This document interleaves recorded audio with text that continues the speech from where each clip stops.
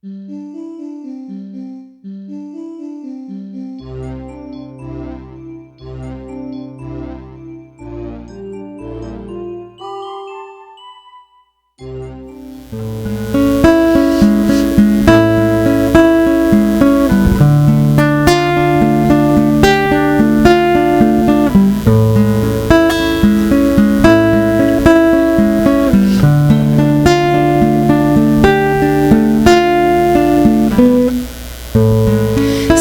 coração é uma estrela matutina, de suave luz que clareia e ilumina. Olhe para dentro de você.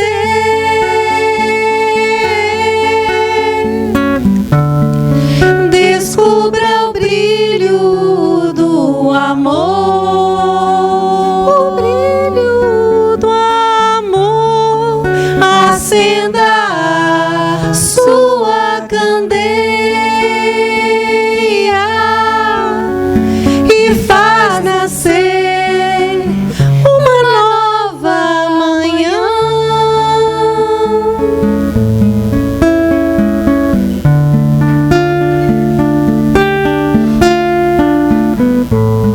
Seu coração é uma estrela matutina, de suave luz que clareia e ilumina. Olhe para dentro de você.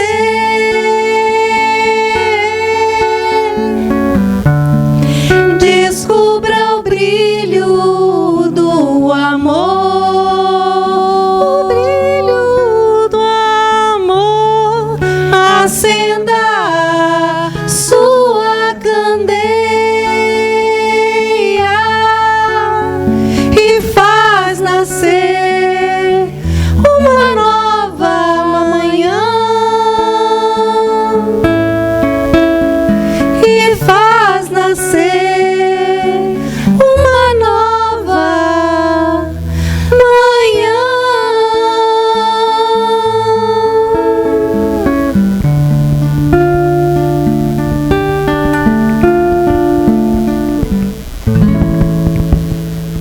Pessoal, então nesse momento eu convido a cada um de vocês para que a gente possa serenar os nossos pensamentos, elevando os nossos sentimentos, agradecendo ao nosso Criador pela dádiva da vida, pelas possibilidades diárias de nos aprimorarmos, de nos lapidarmos, de exercermos melhor os dons divinos que já habitam em cada um de nós,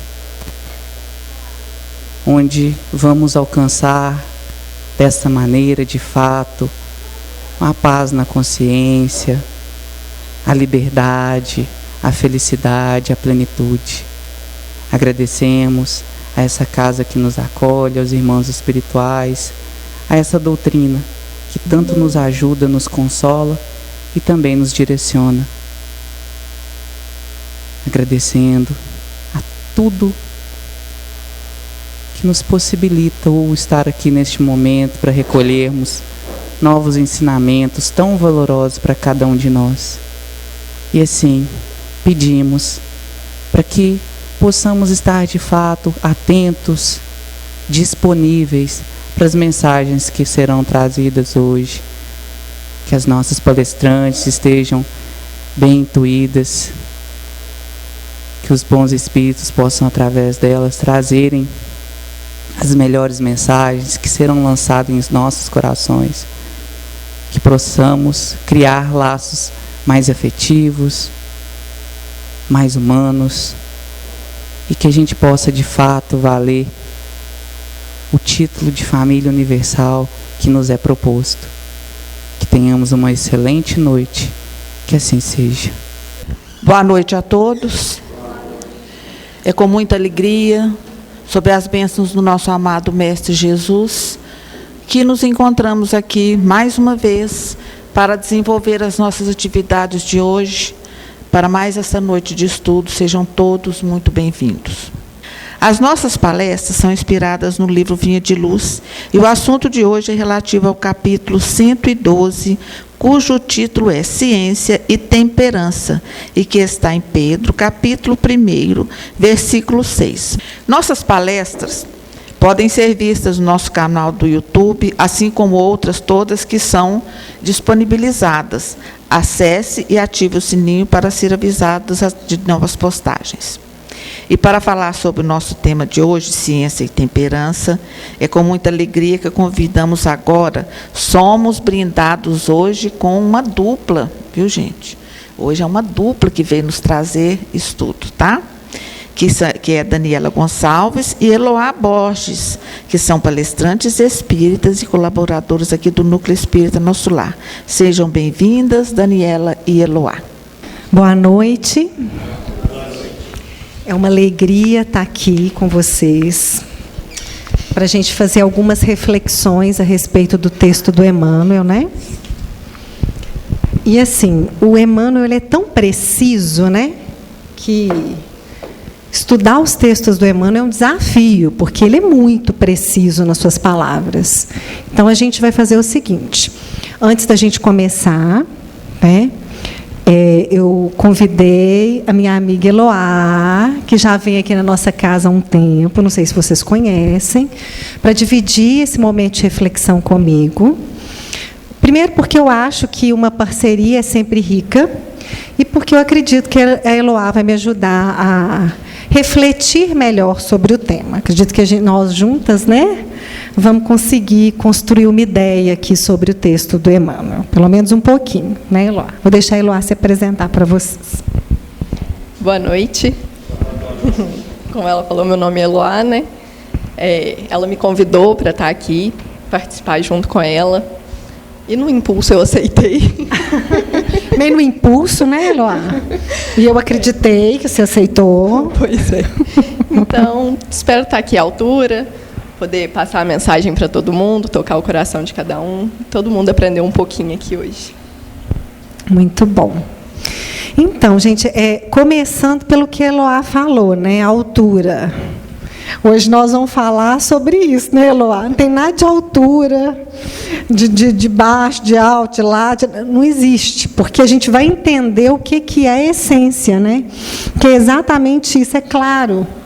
Que não é à toa que você está aqui, que eu estou aqui, que nós estamos aqui, né? Com certeza a espiritualidade está conosco. A Eloá não contou para vocês, gente, mas a Eloá frequenta a Casa Espírita há muito tempo, né? Na cidade dela, de Cláudio. Eu tenho um carinho enorme por Cláudio, pela turma de lá, né? Do movimento espírita. Então, isso é muito bom, né? Você vem para agregar, espero que você posso fazer muitas palestras conosco aqui. Pode passar para nós, é com você, né? Vou deixar você passar. Gente, eu vou começar aqui falando para vocês, né?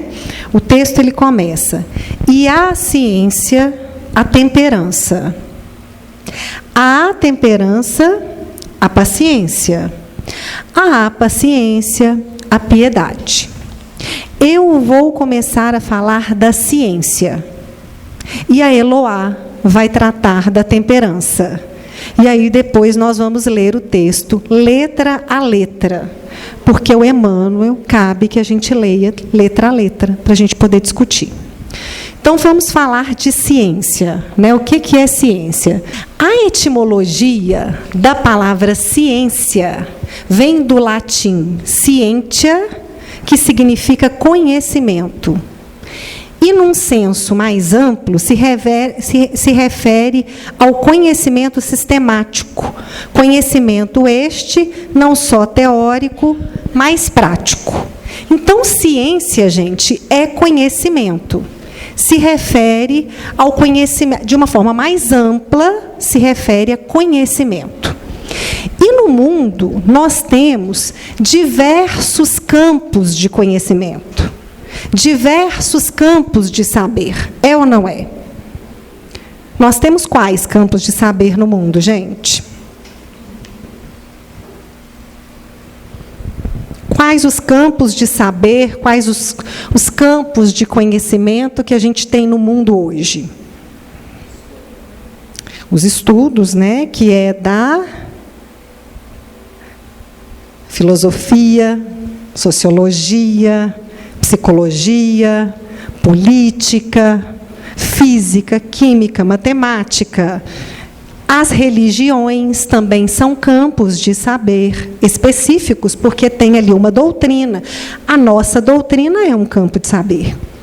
Então, no mundo, gente, tem diversos campos de saber. Tem diversos campos de conhecimento. O que isso quer dizer para a gente, né? O que acontece com esses campos de saber? Tem um teórico que ele se chama Foucault, que ele fala que saber é poder.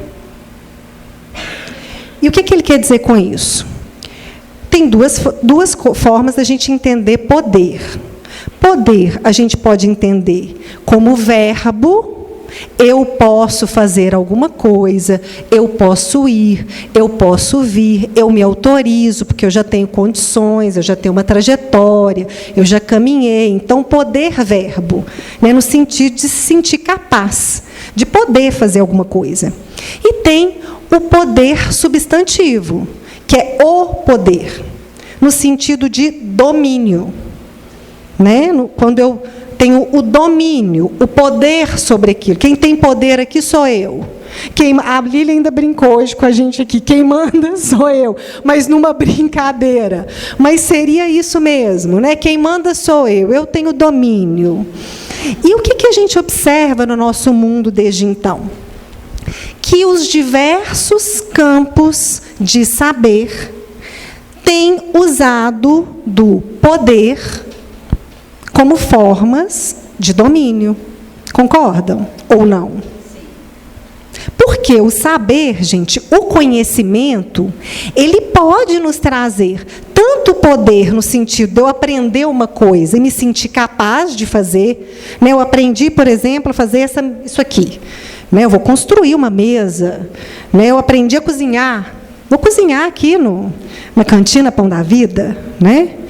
Mas o poder também é domínio. Então, quando eu sei alguma coisa, quando eu adquiro conhecimento de alguma coisa, eu posso usar isso como forma de domínio, de controle. E, infelizmente, devido às paixões humanas, que são o orgulho e o egoísmo, os homens têm usado os campos de saber, de conhecimento, como formas de domínio, de controle, de opressão.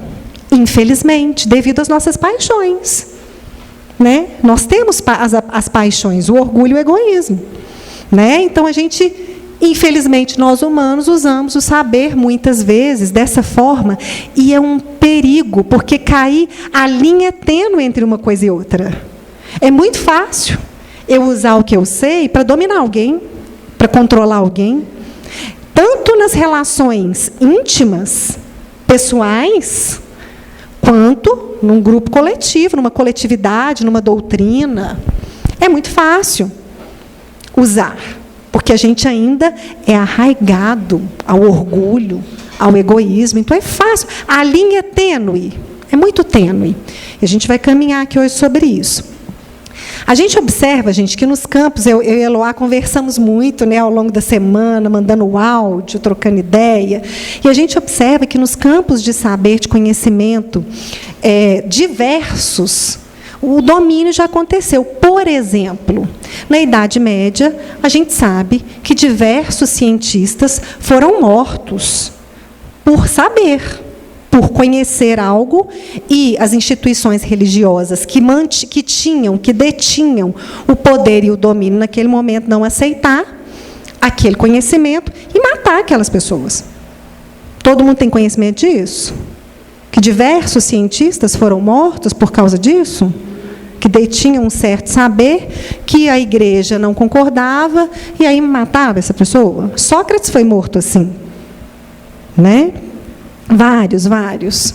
Né? E a gente vê a própria caça às bruxas, né? Que eram mulheres que tinham algum tipo de conhecimento e que eram exterminadas. É o uso de um domínio, porque naquele momento a igreja era o campo de saber dominante, e aí usava disso para controlar, para dominar. Tudo que saía do domínio tinha que ser exterminado. Da mesma forma, a ciência também usou o seu campo de saber para fazer a mesma coisa. Nós estamos agora com um filme, não sei se vocês assistiram já, o Oppenheimer. É um filme que ganhou o Oscar esse ano, que é do cientista que criou a bomba atômica. Vale a pena assistir, né? Porque mas é um filme assim, tenso e que tem uma discussão ética mesmo. Esse cientista, ele, na época que, antes de criar a bomba atômica, ele descobriu ali, né, naquele momento, eles descobriram que o átomo se dividia. Coisa incrível, né? Descobrir que o átomo ele não era ali sólido, ele se divide. Naquele momento, os físicos, os químicos, os cientistas falaram: opa, dá para fazer uma bomba com isso. Primeira coisa que pensaram. Para a gente ver, né, onde que nós estamos. E naquele momento, né, tinha o país, né, onde foi criado, Estados Unidos, sofria ameaças. Todos os países estavam em guerra, né, a gente já vinha de muitas guerras. Então, assim, naquele momento entendeu-se que poderia ser uma arma ali para proteger o país.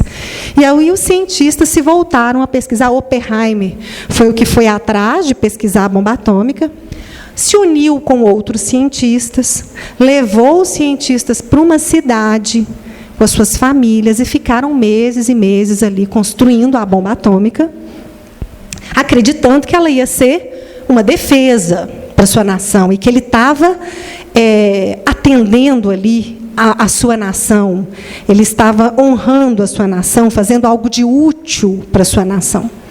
Só que quando eles acabam, né, de construir a bomba, o que acontece? Vem o governo com um carrinho, pega a bomba, coloca ali em cima, os cientistas lá olhando, e a bomba indo embora, saindo completamente do controle deles.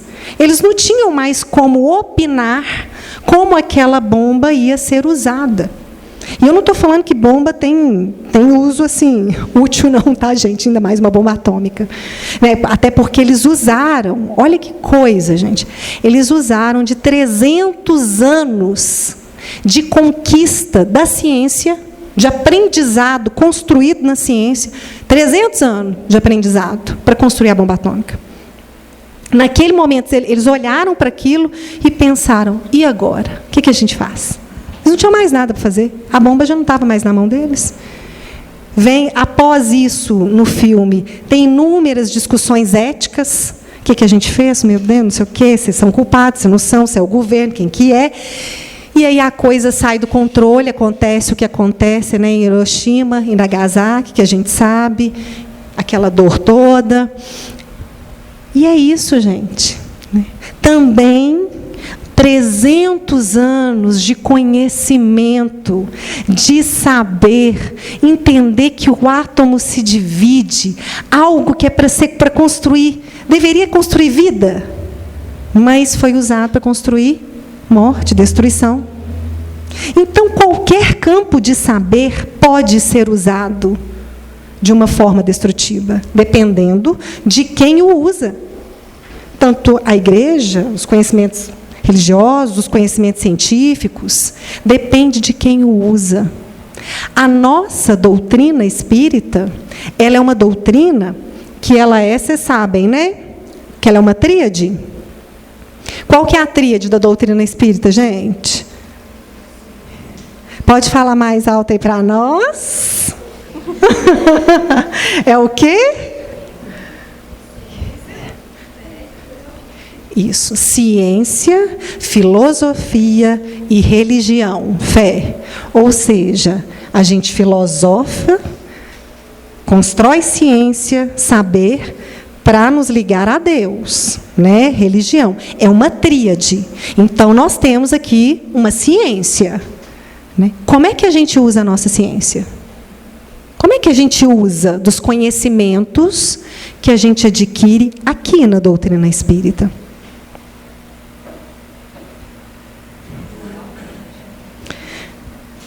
Será que é só para crescer, para desenvolver, para ser uma pessoa melhor? Ou é para a gente, às vezes, julgar o coleguinha? Virar e falar assim, nossa senhora, a vida daquele ali está ruim demais, ele fez alguma coisa nas vidas passadas, não tem como. Alguma coisa ele aprontou. Jogou pedra na cruz, não tem condições. Né? A gente faz ou não faz isso? Não, aquele ali vai para o umbral, né, gente? Porque não tem condições. Né? Vai para o umbral, porque não tem jeito. Né? Aconteceu aquilo, aquela tragédia naquele lugar lá, aquilo ali é karma coletivo. Gente, a gente não sabe. A gente não tem o conhecimento das histórias individuais e coletivas, não. Para a gente falar que é karma, que é isso, que é aquilo. Será que a gente não faz isso? E a gente usa, muitas vezes, o conhecimento espírita para a gente ter razão, né? A gente ter razão sobre o outro, para a gente controlar o outro, para a gente saber mais que o outro. Trouxe algumas reflexões. Agora a minha amiga vai falar da temperança, gente. Olha que linda, a parte ficou para ela. A parte ficou comigo. Mas foi nós que escolhemos juntas. Foi como um acordo. Não teve nada de poder aqui, né, Eloá? Não. Vou deixar para Eloá a parte da temperança. Então, agora falando um pouquinho da temperança, que ela é o complemento da ciência, né? Porque o que é temperança?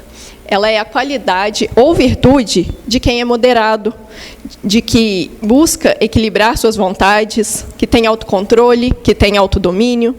Então, quando a gente fala de ciência e temperança, a gente está falando de conhecimento com autocontrole. Então, de tudo que a Dani falou, foi pessoas que abusaram do poder, abusaram do seu conhecimento, tudo por vaidade, orgulho, egoísmo. E é isso que a gente tem que cuidar dentro de nós, de como a gente está usando o nosso conhecimento. A gente está usando ele para equilibrar as nossas vontades, a gente está se aproveitando do conhecimento que tem. É o que a gente vai discutir adiante, né? Mas antes eu quero falar também da paciência e da piedade, que foram termos que apareceram ali no início, né? Que a paciência, que deriva do latim, significa capacidade de não desistir, de aguentar. Na Bíblia, a gente tem que a paciência é perseverar em seu caminho. Paciência também é calma, equilíbrio e serenidade. Quando a gente imagina uma pessoa paciente, é isso que a gente imagina, né? Uma pessoa calma, que é serena. E a paciência é uma virtude que a gente pode treinar ela todos os dias. Tenho certeza que todos os dias aqui alguém passa por um momento que respira fundo, pratica paciência. E a outra é a piedade, que é uma expressão de amor e reverência a Deus e também ao próximo. Ela se manifesta através da compaixão, da bondade e da misericórdia com os outros, refletindo a imagem do próprio Deus, que é amor. Ciência e temperança. Quem sabe precisa ser sóbrio. Não vale saber para destruir, que foi como a Dani falou, né? A gente está aqui para se educar, para se aprimorar, para evoluir, mas isso não basta. A gente precisa estar sempre atento em como a gente está usando esse conhecimento que chega até nós, como a gente está aplicando ele. Muita gente, aos primeiros contatos com a fonte do conhecimento, assume atitudes contraditórias, impondo ideias, golpeando aqui e acolá, semelhantes expositores do saber, nada mais realizam que a perturbação. E isso acontece quando o ego fala mais alto. Quando a pessoa quer impor o seu conhecimento, ela quer se mostrar, ela quer mostrar que sabe ou que sabe mais. E o conhecimento não pode ser fonte de orgulho, de soberba. É por isso que a ciência, em suas expressões diversas, da mão forte a conflitos ruinosos ou inúteis em política, filosofia e religião. Esses são 3 temas que geram bastante brigas entre pessoas que se amam, gera bastante conflito na nossa sociedade, são temas que sempre estão em discussões, e muitas vezes porque um quer impor seu conhecimento ao outro, um quer mostrar que sabe, que quer obrigar o outro a concordar com ele, e isso nem sempre é possível. Talvez já tenha até sido provado que um lado está certo, o outro não. Quando 2 pessoas discutem se 2 mais 2 é 4 ou não, é provado que tem um lado certo. Mas adianta brigar com o outro, querer provar para o outro que ele está certo? Se o outro não quer escutar, isso só vai gerar briga, vai gerar discórdia. E isso não é ter temperança, não é apresentar o conhecimento com amor, com paciência. Eu queria até falar um pouquinho disso também, Loá. Porque o que eu percebo? A gente vive um mundo de disputas, né? Porque quando existe o egoísmo, o ego, a gente se coloca a disputar qual ego é mais forte, qual sabe mais, qual entende mais, qual está certo, né? E nesses campos nós vemos muita disputa ainda, né? No campo da política, no campo da filosofia, até da filosofia, e no campo da religião, né? Nós vemos ainda muita disputa. E não era para disputar. Sabe o que me veio à mente hoje, assim? Não estudei nada sobre isso, mas fiquei pensando que são os nossos campos de saber terreno. Gente, a gente vai desencarnar. A gente vai viver outro plano. A constituição política, filosófica, no plano espiritual pode ser outra. Num outro planeta pode ser outra. E a gente está discutindo uma questão transitória. Eu posso me afinizar mais com o campo de saber e você com o outro. Mas eu não posso querer que você engula, goela abaixo, o meu campo de saber. Até porque ele é transitório. E eu posso, daqui a alguns anos, virar e falar assim, não era nada do que eu estava pensando. Vocês já fizeram isso alguma vez? Eu, várias. Não era absolutamente nada do que eu estava pensando, porque as coisas mudam. A ciência, gente, avança. A ciência avança. Já teve tempo em que o átomo não era divisível, agora o átomo é divisível. Já teve tempo em que a ciência acreditava que o Sol girava em torno da Terra. A gente, né, era os bonitão. Depois entendeu-se, não, que a Terra, junto com outros planetas, é que gira em torno do Sol. A ciência avança, as ideias avançam, e nós precisamos avançar juntos. Se eu fico ali arraigada ao meu pensamento e não me abro para escutar o outro, eu vou parar no tempo. Eu preciso concordar, não, mas eu posso escutar. Talvez eu vou entender aquela pessoa depois de anos, que eu vou conseguir entender o que aquela pessoa falou para mim. Ali não fala para a gente esperar, para ter paciência? Preciso esperar que aquilo se assente, que eu escute, e que eu escute não só com o corpo material, mas com o corpo espiritual. Deixa eu escutar. Deixa eu me calar aqui. Deixa eu elaborar. Equilibrar. Me colocar no lugar daquela pessoa e entender por que ela entende o mundo daquele jeito. E respeitar. A gente não detém todo o saber, todo o poder. Não adianta querer. Né? A gente é muito limitado para isso. Espiritualmente mesmo, gente. Nós somos ainda, né? Somos espíritos ainda que estamos evoluindo, mas a gente não consegue deter todo o saber, todo o poder. Quando a gente entende isso, fica mais fácil parar. Espera aí, deixa eu escutar, porque eu não sei tudo. Escutar. Só escutar. Por mais especialista que a pessoa seja no assunto, por mais que ela já tenha lido livros, visto filmes e palestras, por mais especialista que ela seja, sempre tem algo que ela pode aprender. Então, ela não sabe tudo. Não tem como querer discutir, impor algo que talvez ela não saiba, que ela acha que ela sabe. E sobre o outro, a gente nunca sabe. Mas a gente acha que sabe sobre as outras pessoas. A gente nunca sabe. Porque o campo do outro é muito complexo, é muito profundo. Nem nós, né, a nossa estudante ali, minha colega futuramente de psicologia, vamos saber tudo do outro. A gente vai saber o que o outro nos diz. O que ele permite que a gente saiba. Né? Quase todos os desequilíbrios do mundo se originam na intemperança naqueles que aprenderam alguma coisa. É isso que a gente acabou de falar, né? A pessoa acha que sabe e já quer impor, já quer obrigar, já quer fazer com que os outros saibam a mesma coisa. E que nem sempre vai ser assim.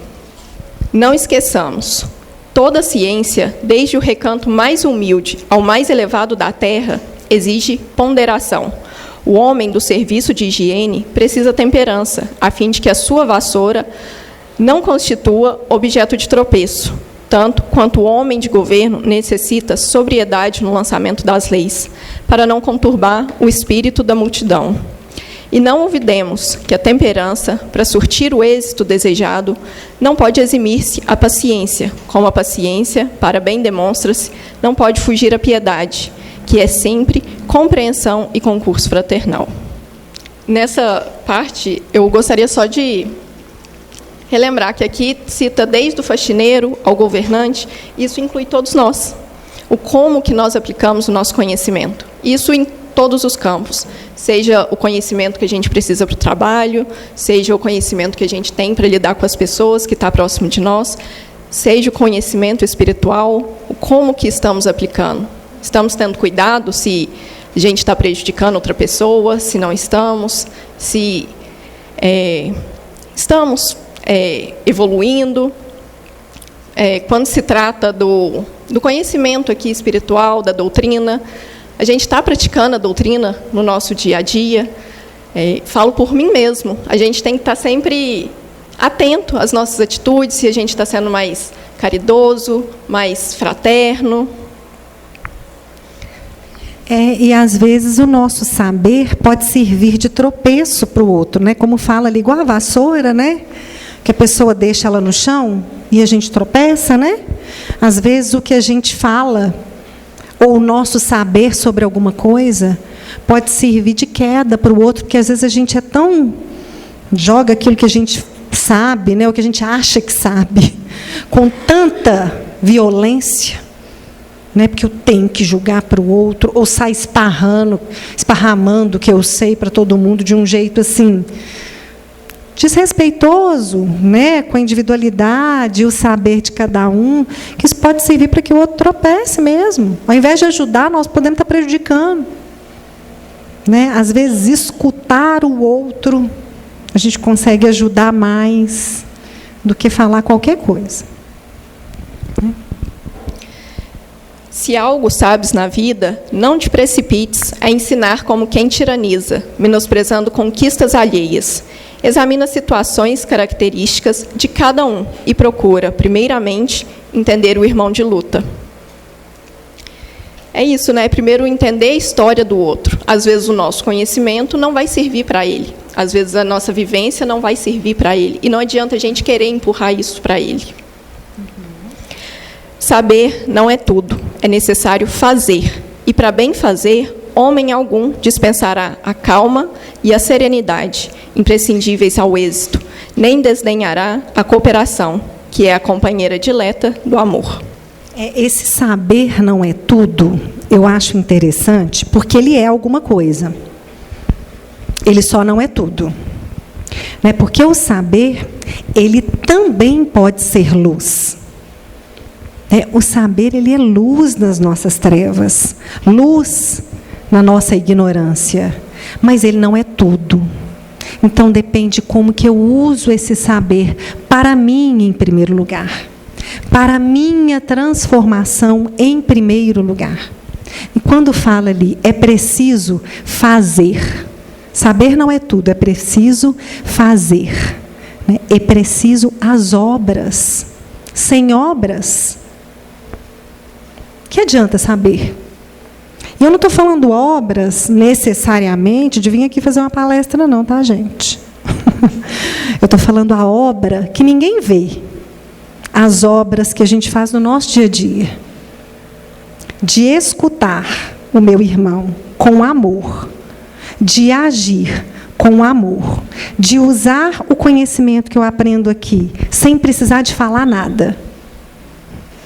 Porque eu acho que quando a gente aprender a usar o que a gente sabe, sem precisar fazer palestra para os outros, sem precisar palestrar, meus colegas lá do trabalho chamam alguns colegas, lá o palestrinha, porque aquela pessoa, né, que tem gente que gosta da palestra, né, de ensinar as coisas para os outros. Quando eu começar a exemplificar o que eu sei, sem falar nada, fazendo, está tudo certo. Não preciso falar nada, só fazer. Porque as obras já ensinam. Os apóstolos de Jesus, eles ensinavam com as suas obras. Jesus é o maior exemplo disso. Ele ensinou o amor com a sua vivência, com as suas obras. Ele foi a personificação do amor. Todas as pessoas, eu até repito, que se pensar nisso, que todas as pessoas que passaram por Cristo, quando ele esteve na terra, foi tocar, ele não precisou falar muita coisa, não. Ele olhou. Fala, Jesus olhou. Jesus chegou para Paulo, Paulo, por que me persegues? Acabou. Nunca mais perseguiu, mudou a vida completamente, dedicou sua vida a Cristo, entendeu o que é o amor, com um olhar. Quando a gente aprender a mostrar o que é o amor, o que a doutrina espírita ensina, com as nossas ações, com as nossas obras, com o nosso viver, acabou, a gente não precisa falar nada. Porque as pessoas vão buscar por si, como a gente precisa buscar por si. As pessoas vão querer saber, que negócio que é esse, desse espiritismo que vocês falam, que é diferente, assim, o jeito que vocês agem, assim, as ideias. Deixa eu ir lá, né? Chico, gente. Chico. Olhava, passava, encostava nas pessoas, dava uma balinha, chorava com as mães. Amor, amar. São as obras. E é por isso que buscar o conhecimento também é tão importante. Porque a gente só consegue fazer as obras, só consegue ajudar o próximo verdadeiramente, quando a gente tem esse conhecimento do como ajudar. Quando a gente fala que está vindo na casa espírita e alguém fica curioso, como que a gente vai explicar, contar como é, se a gente não tem esse conhecimento? Não é de tudo que a gente falou, não é para amedrontar que ninguém pode falar, ninguém pode demonstrar que sabe. É pelo contrário, é exatamente para buscar o conhecimento. No capítulo 25 do Evangelho fala, ajudem-se que o céu os ajudará, que é ir atrás para aprender, ler o Evangelho, ler o Livro dos Espíritos, assistir as palestras, e para exatamente poder utilizar bem esse conhecimento. Isso que você falou foi tão importante, né? Porque não é não conhecer, é como que a gente usa o conhecimento, né? E a gente precisa conhecer, exatamente, até para saber como fazer, né? Mas é uma escolha individual, eu não posso querer impor isso para o outro, né? Mas é maravilhoso isso. A gente tem que escolher o terreno em que vai semear. Não adianta semear sobre as rochas, querer brigar que vai nascer. Não vai, a briga não vai fazer nascer. A gente tem que semear em terreno fértil, com o conhecimento que a gente buscou e foi atrás e aprendeu. Sim. Eu queria ler aqui, tem mais alguma coisa que você queira trazer, Luá? Queria fazer uma leitura aqui.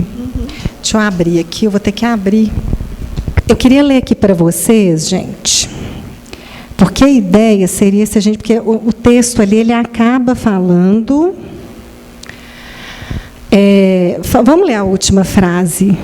Volta ela para a gente. Deixa eu voltar. Eu volto aqui. Saber não é tudo, mas é muita coisa, né? Mas não é tudo. É necessário fazer. E para bem fazer, homem algum dispensará a calma e a serenidade. Então, para bem fazer, a gente precisa da calma e da serenidade, imprescindíveis ao êxito. Nem desdenhará a cooperação, que é companheira dileta do amor.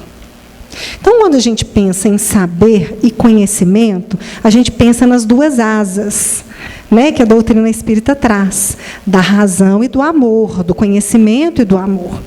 E aí eu trouxe aqui a descrição que Paulo traz sobre o amor, da supremacia, da suprema excelência do amor. A gente não vai conseguir aprofundar, a gente precisa de 1 dia, 2 dias, 3 dias, a vida inteira, para a gente entender o que é o amor. Mas o Paulo, ele descreve para a gente de uma forma muito bonita, né? E eu vou trazer aqui para vocês. Ainda que eu falasse a língua dos homens e dos anjos, e não tivesse amor, seria como metal que soa ou como sino que tine. E ainda que tivesse o dom de profecia e conhecesse todos os mistérios e toda a ciência, e ainda que tivesse toda a fé, de maneira tal que transportasse os montes, e não tivesse amor, nada seria. E ainda que distribuísse toda a minha fortuna para sustento dos pobres, e ainda que entregasse o meu corpo para ser queimado, e não tivesse amor, nada disso nos aproveitaria. O amor é sofredor, é benigno. O amor não é invejoso.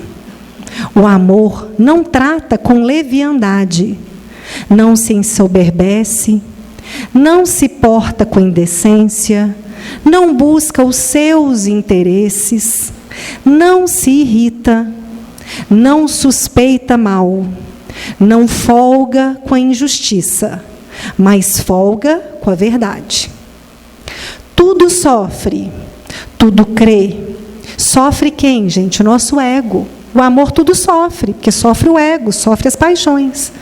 Tudo crê, tudo espera, tudo suporta. O amor nunca falha. Mas, havendo profecias, serão aniquiladas. Havendo línguas, cessarão. Havendo ciência, desaparecerá. Porque em parte conhecemos e em parte profetizamos. Mas, quando vier o que é perfeito, então o que o é em parte será aniquilado. Então, isso que é parte, que é o que a gente falou, que o que a gente sabe, gente, é uma parte. É uma parte assim. O que a gente discute aqui é uma parte pequena. Porque o que vier perfeito vai aniquilar e vai fazer vir o saber mesmo verdadeiro. É disso que ele está dizendo. Quando a gente entender o que é perfeito, o que é o amor e o que é Deus, aí sim a gente vai abrir os nossos olhos, as nossas almas e o nosso espírito. Vamos lá. Quando eu era menino, falava como menino.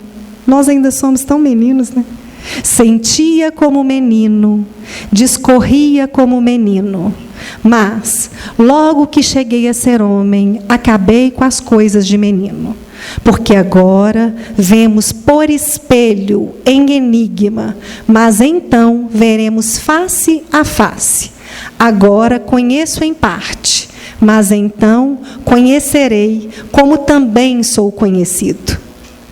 Agora eu conheço em parte, eu conheço uma parte, mas eu conhecerei como eu já sou conhecido por Deus. A gente já é conhecido. A gente pode não conhecer, mas Deus nos conhece completamente e nos ama completamente. Agora, pois, permanece a fé, a esperança e o amor. Estes 3, mas o maior destes é o amor. E não tenhamos dúvida, gente, somos amados dessa forma por Deus e por Jesus, nosso irmão maior. A gente ainda não conhece, né, Eloá? A gente ainda não sente tudo, a gente não consegue entender tudo. Mas a gente pode ter certeza que a gente é amado completamente. E todos nós, todos, sabe aquela pessoa que você fala assim, não pode. Não, é terrível. Não, ela é amada completamente. Todos nós somos amados completamente. E se a gente se inspirar nesse amor, a gente consegue, né? Se inspirar, sabe? Quando você está naquela discussão dentro de casa com alguém que você ama muito, mas que, né? Vocês sabem. Ou não existe isso aqui, ninguém briga, ninguém discute. Sabe quando a gente está naquela discussão, a gente pegar e falar assim, o amor. Ah, tá, o amor. O amor. Entendi. Vamos falar com amor, né? O amor. Exercício, gente. É assim. Lá em casa a gente brinca um pouco disso, sabe? A gente está lá, né, nesses movimentos nossos, humanos. Aí a gente olha um pouco. Vão amor, né? O amor. O amor é mais fácil. E é verdade, gente. Quando entra o amor, a gente resolve as coisas sim, ó. Você está naquela discussão, quem sabe, quem não sabe, é assim, essa. Aí entra o amor. O amor tudo sabe. Tudo perdoa, tudo entende. E a gente consegue resolver. Né? Sempre que o amor entra, tudo se resolve assim. O amor, a gente precisa falar mais profundamente disso, mas não cobre uma multidão de pecados. O amor verdadeiro. Né? E é por amor que eu chamei essa pessoa maravilhosa para dividir, né, esse momento. Foi um convite muito especial, Eloá, porque eu acho, gente, que é assim, sabe? É junto. Aqui tem que ser junto. Fora é criando laços fraternos.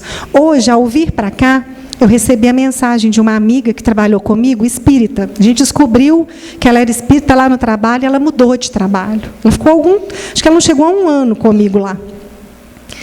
E foi tão feliz receber a mensagem dela. Eu fiquei pensando, pensei em você, lembrei de você, nos laços de amor que a gente vai construindo ao longo das nossas vidas e que permanecem eternamente com a gente. E que quando a gente desencarnar, são esses laços, gente, que vão nos valer, tá? Lê os livros do André Luiz. São os laços amorosos que a gente constrói, que faz com que a gente entenda, signifique a vida. São esses rastros de amor que a gente vai construindo e que vai mostrando o caminho para a gente. Não tem outro saber. Esse é o maior saber. Não tem outro, né? Eu fico muito feliz de ter dividido. Vou deixar você fechar. Eu que agradeço o convite. Também fiquei muito feliz por poder estar aqui.